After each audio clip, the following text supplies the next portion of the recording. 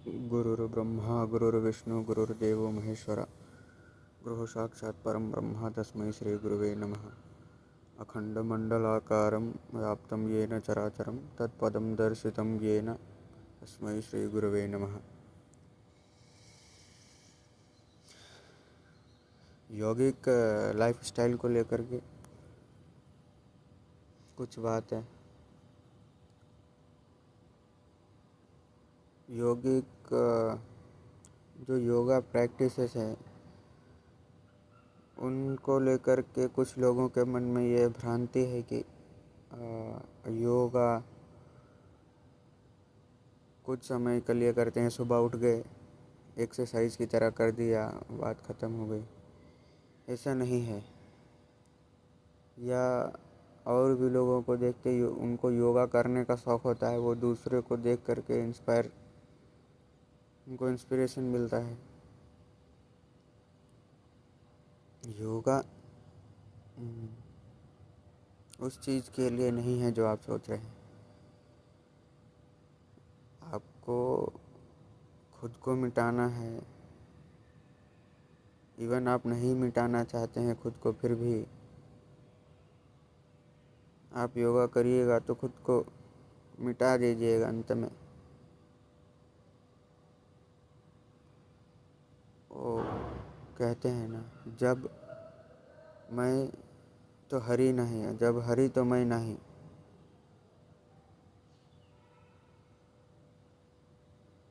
तो आप जो योगा को समझ रहे हैं तो वो योगा का एक हिस्सा मात्र है, अंग मात्र है, जो आसन इत्यादि जितने भी हैं।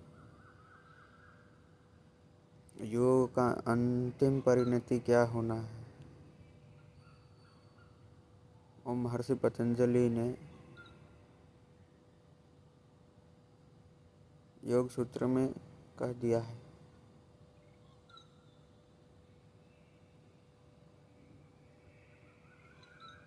दूसरी बात, तो जो ये प्रैक्टिस करते हैं आसन प्राणायाम, तो इनका क्या महत्व है? क्योंकि मिसकंसेप्शंस भी बताते हैं ना, योग केवल आसन नहीं है, इनके भी लाभ होते हैं। आसन के क्या लाभ हैं?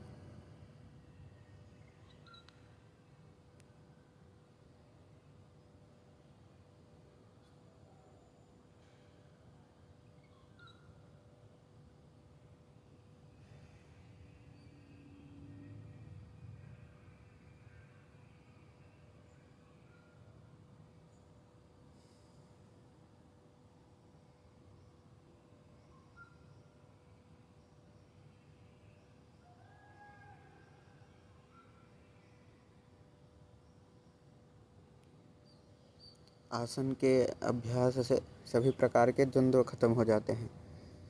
ततो द्वंद्वानाभिघातः। ऐसे द्वंद्व वही राग द्वेष शीतोष्ण जितने भी प्रकार के द्वंद्व हैं, सुख दुख इत्यादि। दूसरा, प्राणायाम का अभ्यास करते हैं। प्राणायाम के लिए बोला, श्वास प्रश्वास के गति में विच्छेद करना ही प्राणायाम है। तस्मिन् सति श्वास प्रश्वासयोर गति विच्छेदः प्राणायाम। प्राणायाम के लाभ, ततः क्षीयते प्रकाशावरणम। वो प्रकाश का आवरण क्षीण हो जाता है। वो क्षीण होने के बाद तो किस तरीके के प्रकाश का आवरण क्षीण होता है? जो अज्ञान है, जो अज्ञान का नष्ट होने पे ज्ञान की दीप्ति होती है, उसके बाद में उसको ज्ञान होगा। आप कुछ समय के लिए कंटिन्यूअस मतलब निरंतर अभ्यास करिए आसन प्राणायाम अभ्यास करने से वैर भाव आता है। वैर भाव यानी किसी चीज़ से भी आसक्ति नहीं होना है, आसक्ति कम हो जाएगा। जिन चीज़ों को लेकर के घबराहट रहता है ना कि ये मेरा है, वो उसके साथ हम अपने को जोड़ लेते हैं, उसके साथ तादाद में हो जाते हैं, तदाकार कर लेते हैं अपने आप को, तो कोई भी वस्तु है, वो घर का कोई वस्तु है या घर के लोग हैं, परिवार है, उससे इसको समझने के लिए जैसे किसी को संन्यास देते हैं तो पहले उसका पिंडदान कराते हैं जो व्यक्ति संन्यास ले रहा है। बाद में उनका पिंडदान कराते हैं जो उनके घर वाले हैं, मतलब वो जीवित होते हैं फिर भी उनका पिंडदान कराते हैं। क्यों कराते हैं? कि भैया हमको वैर भाव चाहिए, वैर नहीं, वैराग्य भाव चाहिए। वैर मतलब तो दुश्मनी होता है, दुश्मनी नहीं, वैराग्य मतलब मैं किसी से जुड़ा नहीं। फिर उस समय सन्यासी क्या करेगा? जिस घर में रहेगा उस घर को भी अपना नहीं कहेगा। वो शरीर में भी रहेगा तो जानते हुए रहेगा शरीर मेरा नहीं है, घर में है तो घर में जानते हुए रह रहा है घर मेरा नहीं है।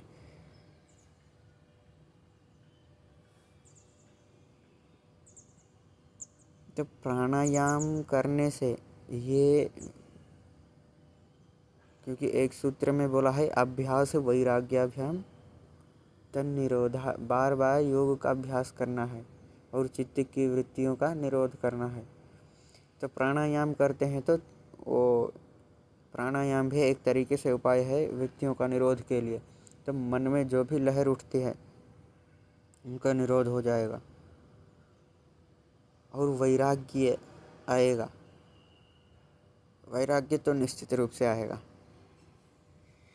उसके बाद जितना भी चिंता होता है ना, जीवन में क्या होगा, नौकरी मिलेगा या नहीं मिलेगा, और धन होगा, पद होगा, परिवार होगा, कोई चिंता नहीं है।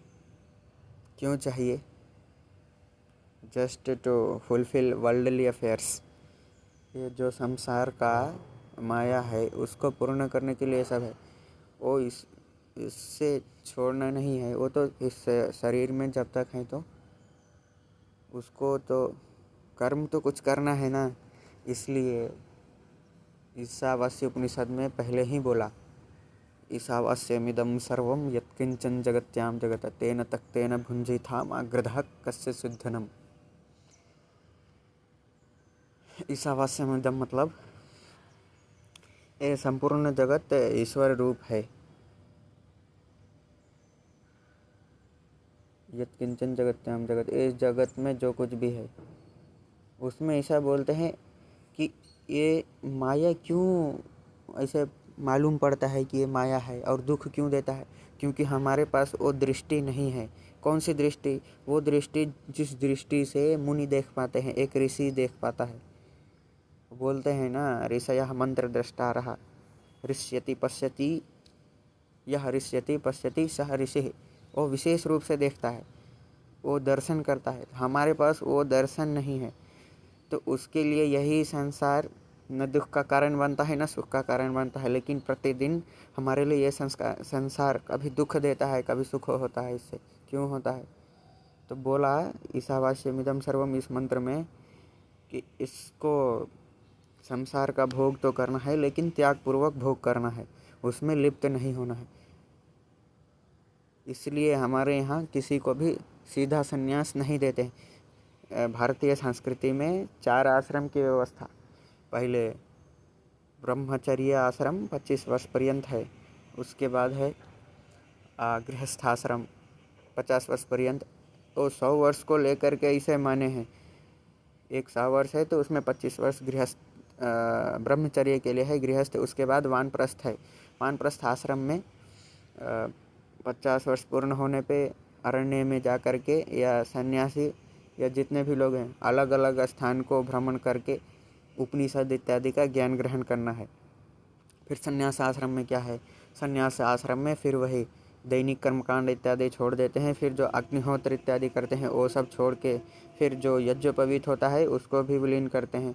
वो सब छोड़ करके उसका दायित्व बदल जाता है, क्योंकि ब्रह्मचर्य आश्रम में दायित्व अलग है और वहाँ जो अध्ययन कुछ अध्ययन पूर्ण नहीं होते हैं उपनिषद इत्यादि, उनको अंत में, क्योंकि उस समय उसकी बुद्धि इतनी प्रखर नहीं होती है कि वो उपनिषद को बात को समझेगा, इसलिए संन्यास आश्रम में उसको पढ़ाते हैं। वानप्रस्थ संन्यास में कुछ उपनिषद के बारे में उस पर मीमांसा करते हैं।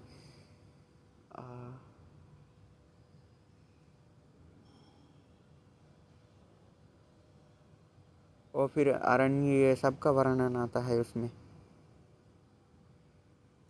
तो इस तरीके से योग से आप यदि कुछ चाह रहे हैं कि आपको मिलेगा तो निश्चित रूप से मिलेगा, सांसारिक चीज़ें भी मिलेंगी, धन भी मिलेगा, लेकिन उसमें उलझना नहीं है। अगर मिलता भी है तो योग का परम उद्देश्य क्या है, उसको ध्येय में रख करके, जो उसका परम उद्देश्य है उसमें श्रद्धा करके योग अभ्यास करना है।